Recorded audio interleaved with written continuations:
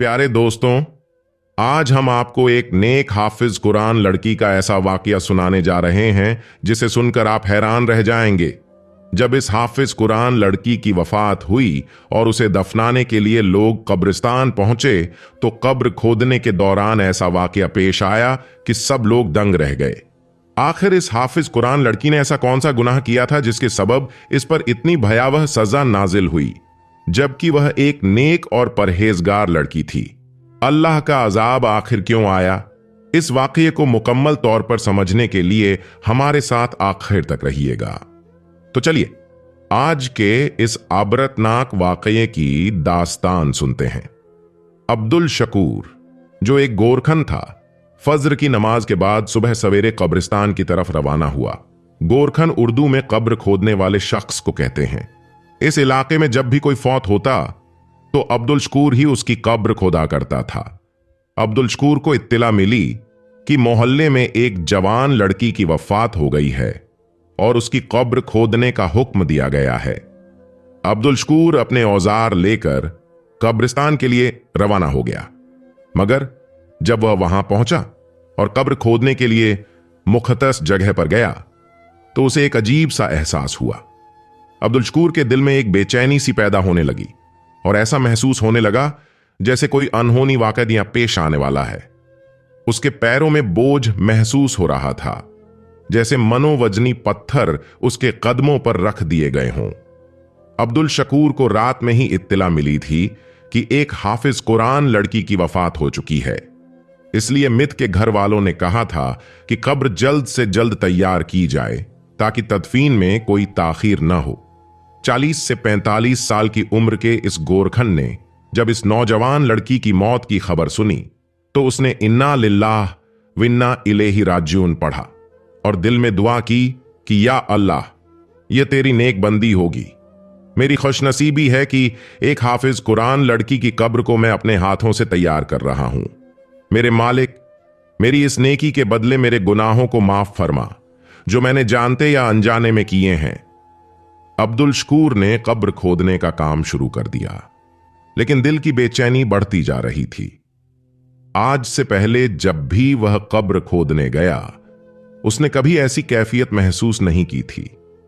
अब्दुल शकूर के कदमों पर भारीपन का एहसास और गहरा होता जा रहा था। अब्दुल शकूर यह सोच रहा था कि उसने इस कब्रिस्तान में बेशुमार कब्रें खोदी हैं, मगर आज जमीन पहले से ज्यादा सख्त महसूस हो रही थी। कई बार औजार मारने के बावजूद जमीन से लगातार पत्थर निकल रहे थे। अब्दुल शकूर ने यह सोचा कि शायद यहां की जमीन पत्थरीली है, इसलिए उसने थोड़ी दूर दूसरी जगह कब्र खोदने का इरादा किया। मगर जैसे ही उसने वहां कब्र खोदना शुरू किया, एक ऐसा मंजर सामने आया जिसे देखकर अब्दुल शकूर का जिस्म पसीने से शर्मोर हो गया। उसने अपनी आस्तीन से माथे का पसीना पोंछा और हैरान होकर सोचने लगा, या अल्लाह, यह क्या माजरा है? अब्दुल शकूर के लिए यह तजुर्बा अजीब था, क्योंकि उसने इस कब्रिस्तान में सैकड़ों कब्रें खोदी थीं, लेकिन कभी ऐसा मंजर नहीं देखा था। उसके दिल की धड़कन तेज होने लगी। घबराहट के सबब वह एक जगह बैठ गया और गहरे सांस लेने लगा। इसी दौरान उस हाफिज का कुरान लड़की का जनाजा कब्रिस्तान में दाखिल होता नजर आया। यह एक ऐसा जनाजा था जिसमें मर्दों से ज्यादा 5 से 11 साल के बच्चे शामिल थे। सबकी आंखें रोने से लाल हो चुकी थीं और लबों पर कलिमा शाहादत जारी था। वे रो रो कर दुआ कर रहे थे कि अल्लाह इस नेक लड़की की आखिरत आसान करे। पूरे इलाके के बच्चों ने मिलकर जनाजे को कंधा दिया और कब्रिस्तान तक पहुंचाया। यूं महसूस होता था जैसे ये बच्चे इस लड़की के बहुत करीबी रिश्तेदार हों। जब लोगों ने इसके बारे में दरियाफ्त किया तो मालूम हुआ कि यह लड़की हाफिज कुरान थी और इलाके के बच्चों को कुरान पाक पढ़ाया करती थी। बच्चों ने अपने उस्ताद की मोहब्बत में उसके जनाजे में शिरकत की थी। मियत के करीब पहुंचते ही अब्दुल शकूर ने जनाजे की इस बड़ी तादाद को हैरत से देखा। इतनी बड़ी तादाद में बच्चों का जनाजे में शरीक होना उसके लिए नया था। बच्चे ऐसे रो रहे थे जैसे उनकी अपनी मां का इनकलाब हो गया हो। कलिमा शहादत जोर और शोर से पढ़ा जा रहा था। लेकिन जैसे ही अब्दुल शकूर की नजर कब्र पर गई उसके दिल में शदीद बेचैनी और घबराहट महसूस होने लगी। जनाजे की शराफत और लोगों की मोहब्बत देखकर यही लगता था कि यह लड़की वाकई बहुत नेक होगी, मगर अब्दुल शकूर कब्र के अंदर के हालात देखकर बेहद खौफजदा था और लगातार इस्तगफार पढ़ रहा था। जब इस हाफिज कुरान लड़की की मियत को कब्र में उतारा जाने लगा तो अचानक कब्र की मिट्टी हिलने लगी, जैसे उसके नीचे कुछ मौजूद हो। वहां मौजूद लोगों ने यह मंजर देखा तो सबके चेहरे खौफ से पीले पड़ गए। इससे पहले कि वे इस लड़की को कब्र में दफन कर पाते, अचानक एक बड़ा सा काला 2 मुंह वाला सांप जमीन से बाहर निकल आया और मियत पर बार बार डंक मारने लगा। अगले ही लम्हे वहां मौजूद लोगों ने खौफ से चीखते हुए मियत को कब्र से बाहर खींच लिया। कब्र में सांप घूम रहा था और लोगों ने सांप और बच्चों को कब्र से निकलते देखा तो उनके होश उड़ गए। आसपास के लोग भी यह खबर सुनकर हैरान थे। कई लोगों ने कहा, यह कैसे मुमकिन है? यह तो हाफिज का कुरान थी, बच्चों को का कुरान पढ़ाती थी, इसकी कब्र में सांप कैसे आ सकते हैं? वहां मौजूद लोग विभिन्न बातें करने लगे। जनाजे में आए हुए लोग कब्र से दूर हटकर खड़े हो गए और किसी में हिम्मत न थी कि मियत को दोबारा कब्र में दफनाए। लोगों ने अब्दुल शकूर से कहा कि वह एक और कब्र तैयार करे। अब्दुल शकूर ने लोगों के कहने पर दूसरी कब्र खोदनी शुरू की, लेकिन जैसे ही दूसरी कब्र तैयार हुई, वहां भी उसी किस्म का खौफनाक मंजर नजर आया। इस कब्र में भी कई सांप और बिच्छू मौजूद थे। ये मंजर देखकर वहां मौजूद 2 आदमी, जिनके बच्चे भी इसी हाफिज कुरान लड़की से तालीम हासिल करते थे, फौरन एक बड़े आलिम दियान की खिदमत में जाने का फैसला किया। वह बुजुर्ग आलिम दियान अपने हुजरे में आराम फरमा रहे थे। हालांकि यह उनके आराम का वक्त नहीं था, मगर अक्सर अपनी तबीयत की भारी क्वियत के सबब कुछ देर के लिए आराम कर लिया करते थे। ये बुजुर्ग अल्लाह के नेक बंदे थे, जो अक्सर रात भर इबादत और दिन में रोजे रखते थे। गांव के लोग किसी भी मुश्किल या परेशानी में उनके पास मशवरे के लिए आते। उनकी नेकियों और तकवा की शोहरत पूरे गांव में थी। वह दोनों आदमी जल्दी से मस्जिद में दाखिल हुए और उनकी घबराहट देखकर बुजुर्ग भी परेशान हो गए। उन्होंने पूछा, क्या हुआ? उन आदमियों ने जो कुछ अपनी आंखों से देखा था वह सब कुछ मौलाना साहब को बता दिया। यह सुनकर मौलाना साहब की आंखें हैरत से खुली रह गईं और वह बेइख्तियार इस्तगफार अल्लाह कहने लगे। आपको बताते चलें कि यह अल्लाह वाले बुजुर्ग अक्सर जंगल में इबादत के लिए जाया करते थे, इसीलिए इस लड़की की फातिह की खबर उन तक नहीं पहुंची थी। लोग समझ रहे थे कि वह इबादत में मशगूल हैं। बुजुर्ग ने कहा, मुझे भी कब्रिस्तान ले चलो। जब तक मैं अपनी आंखों से यह मंजर नहीं देखूंगा, मुझे यकीन नहीं आएगा। जैसे ही वह अल्लाह वाले बुजुर्ग कब्रिस्तान पहुंचे तो वहां लोगों का बड़ा हुजूम था, लेकिन जैसे ही लोगों ने उन्हें आते देखा, सब ने फौरन रास्ता खाली कर दिया। बुजुर्ग मौलाना साहब ने दिल में दरूद पाक पढ़ना शुरू कर दिया और दुआ की कि अल्लाह खैर करे। उनके जहन में यही सवाल था कि आखिर यह माजरा क्या है। उन्होंने एक नजर लड़की की मियत पर डाली और दूसरी तरफ लोगों की जानिब देखा। बच्चे एक तरफ खड़े थे, लेकिन कोई भी मियत के करीब जाने की जुर्रत नहीं कर रहा था। मौलाना साहब ने जब कब्र में झांक कर देखा तो उनका वजूद लरज उठा।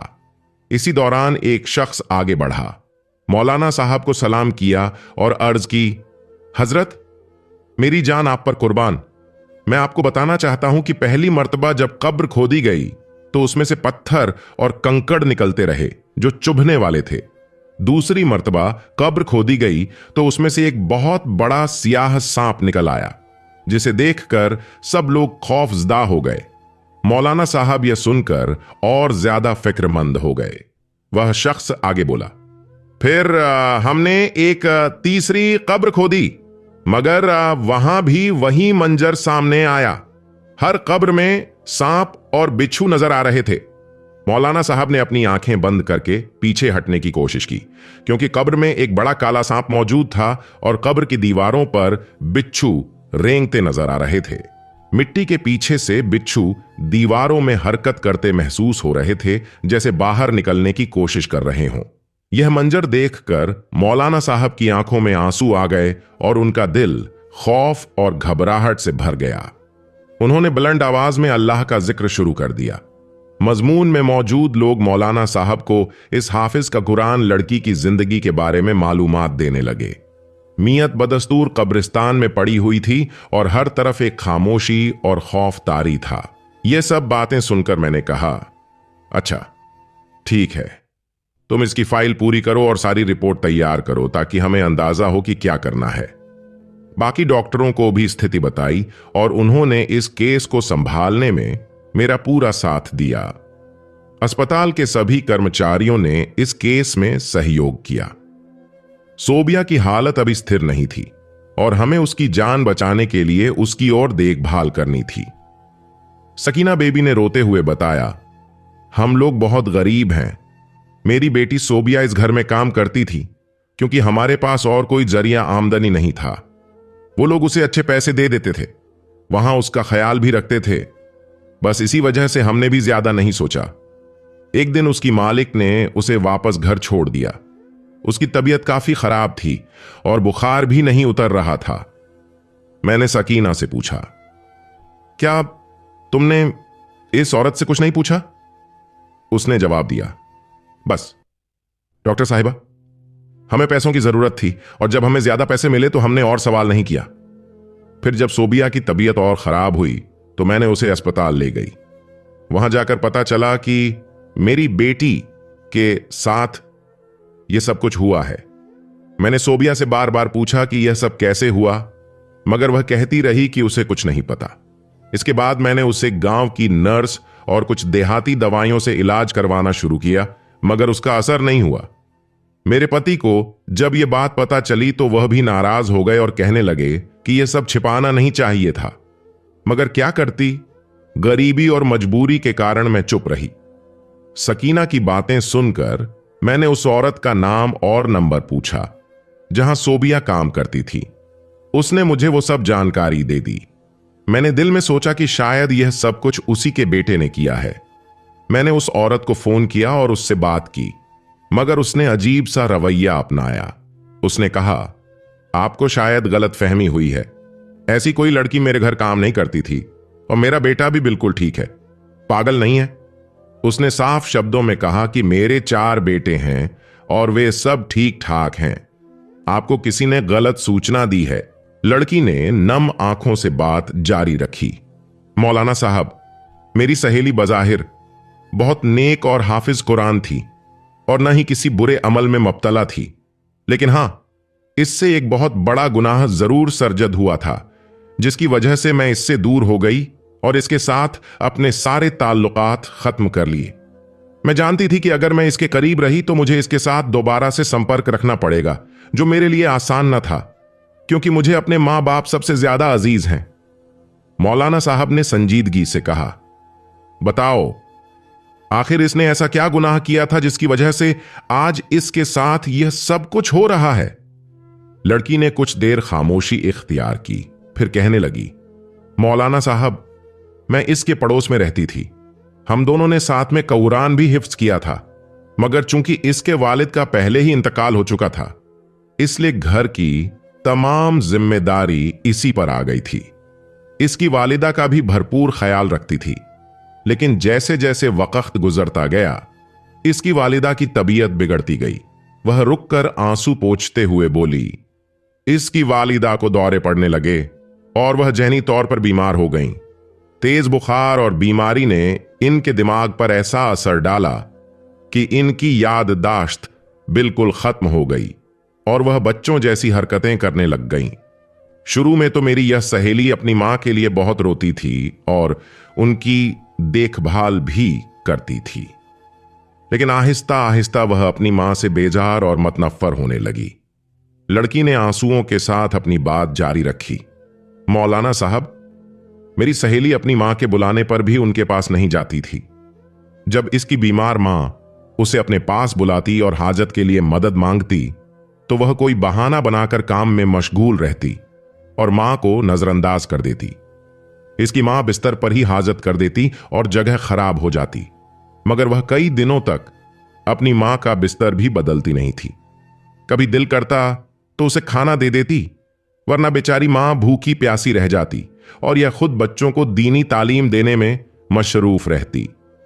मौलाना साहब ने संजीदगी से इसकी बातें सुनी और लड़की कहती रही, जाहिर में वह सबके सामने नेक नजर आती थी, 5 वक्त की नमाज पढ़ती और दूसरों के साथ हुस्न सलूक से पेश आती, लेकिन अपनी मां के लिए इसके दिल में कोई मोहब्बत न थी। वह हर नमाज के बाद अल्लाह से यही दुआ करती कि इसकी मां का इंतकाल हो जाए ताकि इसकी खिदमत से नजात मिले। वह कहती, या अल्लाह, मेरी मां को अपने पास बुला लो, मैं इसकी खिदमत कर करके थक गई हूं। वह मां को अपनी इबादत और बच्चों को पढ़ाने में रुकावट समझती थी और बार बार मां पर गुस्सा करती थी।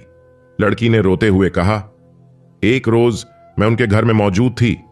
इसकी मां प्यासी की शर्त से बार बार पानी मांग रही थी, मगर मेरी सहेली ने इसकी एक न सुनी।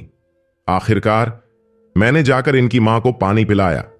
बेचारी मां रोती हुई अपनी बेटी की शिकायतें करने लगी, कहने लगी कि बेटी ने इसे भुला दिया है। मेरी सहेली ने जब यह सुना तो वह गुस्से में आई और अपनी मां को एक जोरदार थप्पड़ मारा और बुरा भला कहने लगी, तुम्हारी खातिर मैंने अपनी जिंदगी बर्बाद कर दी, मेरी सारी कमाई तुम्हारे इलाज में लगा दी, फिर भी तुम मुझे बातें सुनाती हो और लोगों के सामने मेरी बेइज्जती करती हो। लड़की ने सिसकते हुए कहा, यह सब कुछ देखकर मुझसे बर्दाश्त न हुआ और मैंने भी अपनी सहेली को थप्पड़ मारा और वहां से चली गई। लड़की ने अपनी बात जारी रखी, मौलाना साहब, इस वाकये के बाद मैं कभी वापस नहीं आई। मैं तो इसकी बीमार मां को भी अपने साथ ले जाना चाहती थी, लेकिन मेरी सहेली ने अपनी मां को मेरे साथ जाने नहीं दिया।